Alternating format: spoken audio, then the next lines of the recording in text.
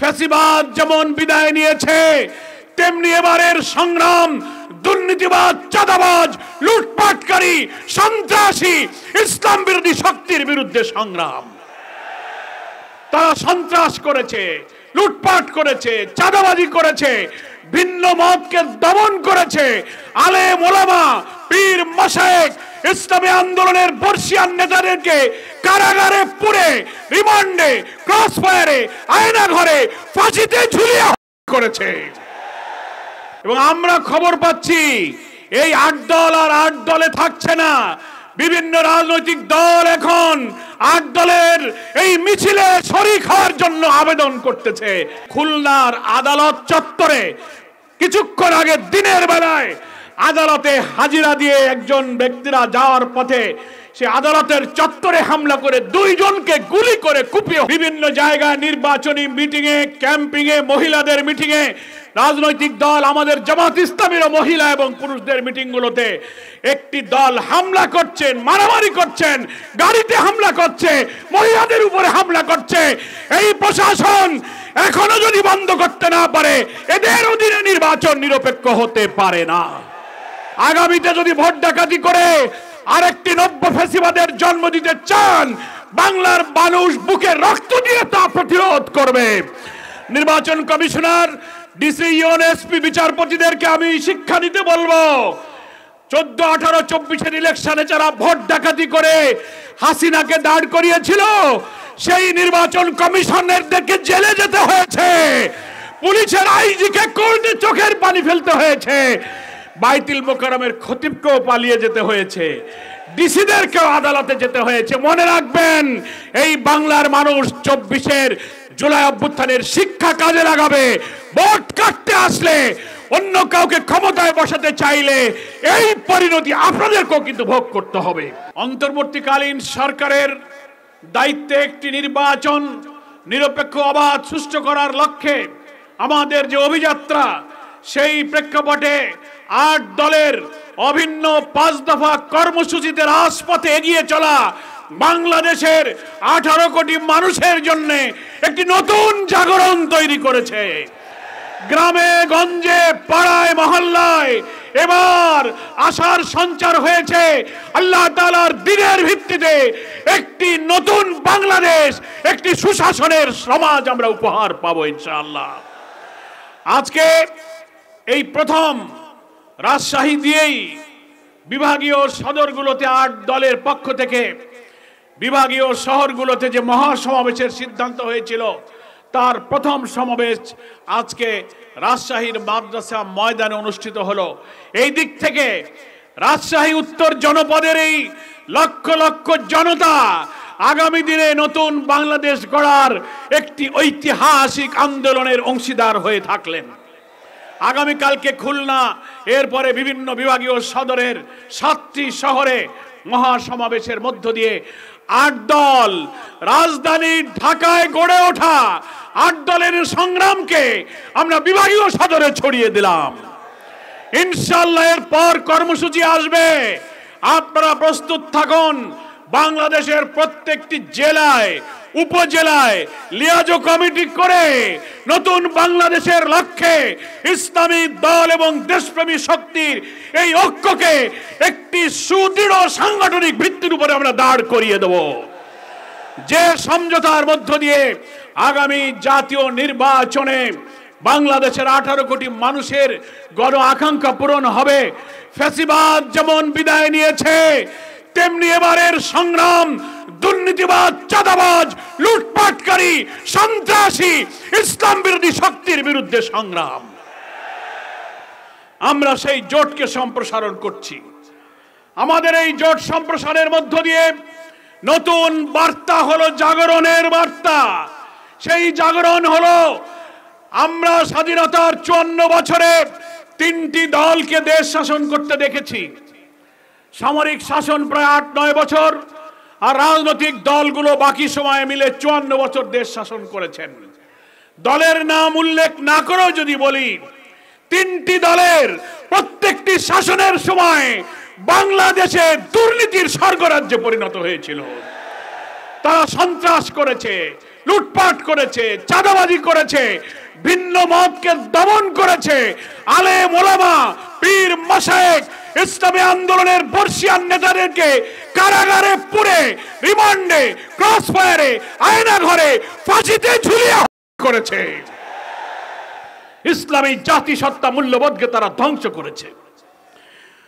প্রিয় দেশবাসী, তাই আমাদের এই 8 দলের সমাবেশের সম্প্রসারণের মধ্য দিয়ে আমরা একটি পরিবর্তনের বার্তা বাংলাদেশের গ্রামে গঞ্জে পৌঁছে দিতে চাই যে আমরা ঐক্যবদ্ধ থাকব। এবং আমরা খবর পাচ্ছি এই 8 দল আর 8 দলে থাকছে না। বিভিন্ন রাজনৈতিক দল এখন 8 দলের এই মিছিলে শরীক হওয়ার জন্য আবেদন করতেছে। এই দল আরো বাড়বে আমার প্রিয় ভাইরা। সেই জন্য নতুন যে বাংলাদেশ আমরা চাই, সেই নতুন বাংলাদেশ মানে হলো স্বাধীনতার পরে যারা দেশ শাসন করেছেন তাদের চরিত্র যা ছিল, কোন দল অতীতের শাসকরা বুকে হাত দিয়ে বলতে পারবে না যে আমাদের নেতাদের বিরুদ্ধে কোনো চাঁদাবাজির অভিযোগ নেই, সন্ত্রাসের অভিযোগ নেই, দুর্নীতির অভিযোগ নেই, খুনের অভিযোগ নেই। সবার বিরুদ্ধে অভিযোগ আছে। কি বলেন, ঠিক কিনা? ফলে আগামীতে এমন বাংলাদেশ আনতে চাই, এমন সরকার আমরা করতে চাই যেখানে আমরা দুর্নীতিকে না বলবো, লাল কার্ড দেখাবো। দুর্নীতিতে চলবে না, সন্ত্রাস চলবে না, ভিন্ন মতের উপরে দমন পীড়ন চলবে না। আমরা নৈতিক উৎপাদনমুখী কারিগরি শিক্ষা প্রতিষ্ঠার মধ্য দিয়ে আমাদের বিপ্লবী তরুণ সমাজকে দক্ষ জনসম্পদে পরিণত করে এই বাংলাদেশের লাল সবুজ পতাকাকে দুনিয়ার সামনে সমুন্নত আমরা করব। আমাদের এই 8 দলের এই সমঝোতা আগামী দিনে নতুন দেশ গড়ার স্বপ্ন পূরণে ইনশাআল্লাহ সাহায্য করবে। ফলে আমাদের এই পরিবর্তনের বার্তায় বাংলাদেশের সব মানুষকে আমি সামিল হওয়ার জন্য আহ্বান জানাই। এখন নির্বাচন সামনে, সরকার যে ডেডলাইন ঘোষণা করেছে, আমরা সকল দল 8 দল সহ ফ্যাসিবাদ বিরোধী দলেরা আমরা এই নির্বাচনে মেনে নিয়েছি যে আমরা নির্বাচনে যাব। কিন্তু নির্বাচনের ডেট শিডিউল করলেও সেই নির্বাচন সুষ্ঠু এবং নিরপেক্ষ হবে কিনা এই প্রশ্ন জাতির সামনে দেখা দিয়েছে।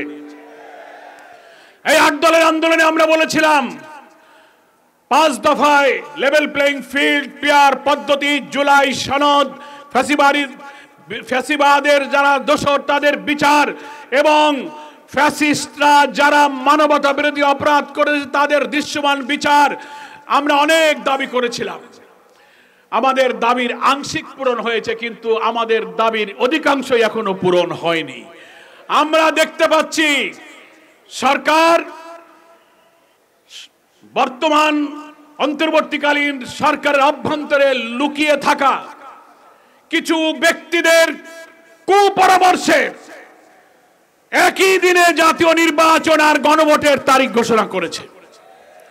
বারবার আমরা প্রধান উপদেষ্টা এবং ঐক্যমত্য কমিশনের প্রধানের সঙ্গে দেখা করে বলেছিলাম একই দিনে নির্বাচন হলে কি কি সংকট তৈরি হতে পারে। জুলাই সনদে যে 48টি সাংবিধানিক সংস্কার হয়েছে, আরো অনেক বিষয়ে যে আমরা একমত হয়েছি, সাংবিধানিক বিচার বিভাগীয় রাষ্ট্রীয় কাঠামোগত সাংবিধানিক পদের ব্যাপারে অনেক সংস্কার হয়েছে। এই সংস্কারের বিষয়গুলো দেশবাসীকে আগে জানাতে হবে। ইলেকশন কমিশন তার ওয়েবসাইটে প্রকাশ করবেন, সরকার বিভিন্ন প্রকাশনা দিয়ে জাতিকে জানাবেন আমরা কোনটাকে হ্যাঁ বলবো, কোনটাকে না বলবো। ফ্যাসিবাদী রাষ্ট্র কাঠামোর কি কি পরিবর্তন হয়ে নতুন রাষ্ট্রে কি কি কাঠামোতে আমরা একমত হলাম, বাংলাদেশের 18 কোটি মানুষের সেটা জানার অধিকার আছে না বলুন? তো একই দিনে যদি ভোট হয়, এদিকে মার্কার ভোট আর এক বুথে হানার ভোট, জনগণ তো বোঝার সুযোগ পেল না যে আমি কোথায় হ্যাঁ বলবো কোথায় না বলবো। কি বলেন, ঠিক কিনা? আমরা বলেছিলাম জুলাই জাতীয় সনদকে আইনি ভিত্তি দিতে গেলে একটি সাংবিধানিক আদেশ জারি করতে হবে। আমরা ধন্যবাদ জানাই সরকার বিলম্বে হলেও সেই জুলাই জাতীয় সনদের সাংবিধানিক আদেশ জারি করেছেন, গেজেট প্রকাশ করেছেন। কিন্তু দুঃখের সাথে আমরা লক্ষ্য করছি সেই গেজেটে একই দিনে গণভোটের কথা বলেছেন। আমরা সরকারকে বলতে চাই, বাংলাদেশে বহু আইন আপনারা করছেন আর পরিবর্তন করছেন, সরকারের আদেশ সরকারের তৈরি করা গেজেট, এটা তো ওহির বাণী, কোরআনের বাণী না, এটা আপনারা কারো পরামর্শে করেছেন। এই গেজেটকে পরিবর্তন করতে হবে। এই আদেশ পরিবর্তন করে নির্বাচন সুষ্ঠু করতে গেলে জাতীয় নির্বাচনের আগে আপনি গণভোটের তারিখ আবার ঘোষণা করুন। আমরা 8 দল এবং দেশবাসী সেই দাবি করে যাচ্ছি। আমরা তো বলেছিলাম প্রয়োজনে জাতীয় নির্বাচনের আগে গণভোট কারা চায় আপনি মতামত নিন। অধিকাংশ ভোটারের প্রতিনিধিত্বকারী জনগণ জাতীয় নির্বাচনের আগেই গণভোট চায়। কি বলেন, ঠিক কিনা? আমরা এমন কোন সংকটে সরকারকে ফেলতে চাই না। বহু রক্তের বিনিময়ে অর্জিত নতুন বাংলাদেশের স্বপ্ন ভেঙে যাক, তা আমরা চাই না। নিয়মতান্ত্রিক আন্দোলনে আপনাদেরকে বারবার বলে যাচ্ছি, সুযোগ আছে, আপনারা জাতীয় নির্বাচনের আগে এখনো গণভোটের তারিখ পরিবর্তন করুন। তা না হলে একটা বিভ্রান্তির যে ধূম্রজাল আপনারা তৈরি করেছেন, ভোটাররা ভোট কেন্দ্রে কম আসবে, গণভোটে ভোট কম পড়বে, না বুঝে হাতে সিল মারবে, বুঝতে পারবে না। এই সংকট দূর করার দায়িত্ব সরকারকেই গ্রহণ করতে হবে। প্রিয় দেশবাসী, আজকে তাই আমি এখানে দাবি করতে চাই, গণভোট, এই গণভোট হচ্ছে বিদ্যমান রাষ্ট্রকে সংস্কার করে নতুন রাষ্ট্রের যে স্বপ্ন দেখছি, উল্লেখযোগ্য সাংবিধানিক সংস্কার হয়েছে, আমরা সেখানে স্বাক্ষর করেছি। একটি দল অনেক গুরুত্বপূর্ণ ব্যাপারে নোট অফ ডিসেন্ট এই সংস্কারের তারা বিরোধিতা করেছিল। এখন জনতার এই সম্মতির কাছে তারা নিরুপায় হয়েছে।